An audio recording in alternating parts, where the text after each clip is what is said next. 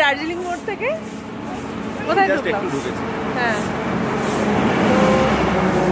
ঢুকেই আমরা পেলাম হচ্ছে চায় কি চাপড়ি, ঠিক আছে?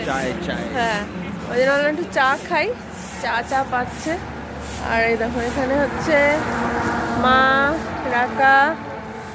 মা রাখার জন্য পিঙ্ক ক্রিমওয়ালা বিস্কিট।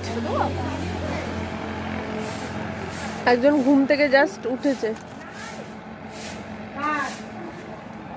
দোল মানে গাড়ির যতক্ষণ দুলুনি আছে ততক্ষণ হচ্ছে ঘুম। বেশ ভালোই লাগছে। তো দেখো সকাল সকাল সেজে গুজে ঘুরতে বেরিয়ে গেছি। কতক্ষণে মানে পৌঁছাবো সেটাই হচ্ছে ব্যাপার।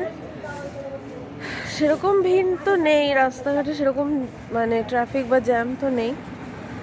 আর শীতকালের সকালবেলায় হালকা হালকা রোদ, ভালো লাগছে খুব।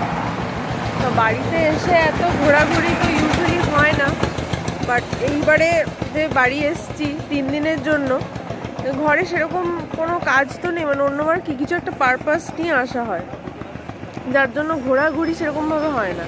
এই সেম জিনিসটা এখনও অবধি আমার বাপের বাড়িতে হয়নি।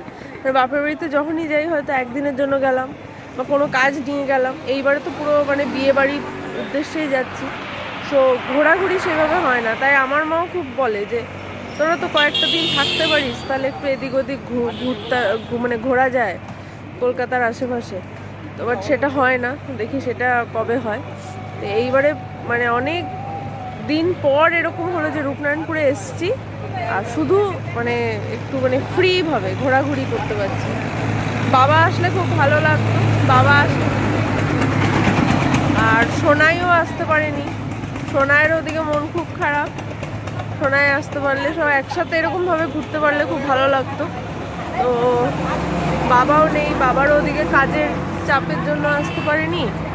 আর সোনাইয়েরও এই কিছুদিন আগেই অফিসে ছুটি নিল, আর জয়পুর থেকে আসাটা সহজ নয়, তো ও আসতে পারেনি।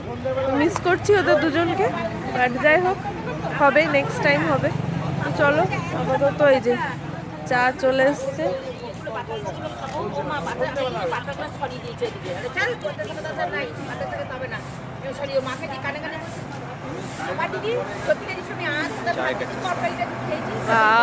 ভালো ভালো না চাটা?